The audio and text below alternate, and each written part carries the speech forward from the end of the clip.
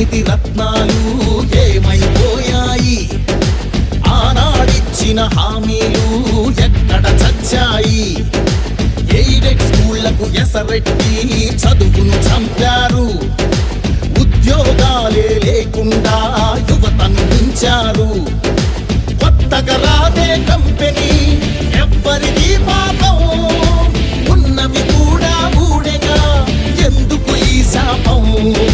యువశక్తినే ముంచారుగా గంజాయి మత్తుల్లో, ఎన్నాళ్ళురా ఎన్నేళ్ళురా కళ్ళెదురుగానే సాగే మోసం. యువగణం యువగణం గర్జించెను నేరి నవగణం. యువగణం యువగణం చూపిద్దాం రండి జనబలం. ఓ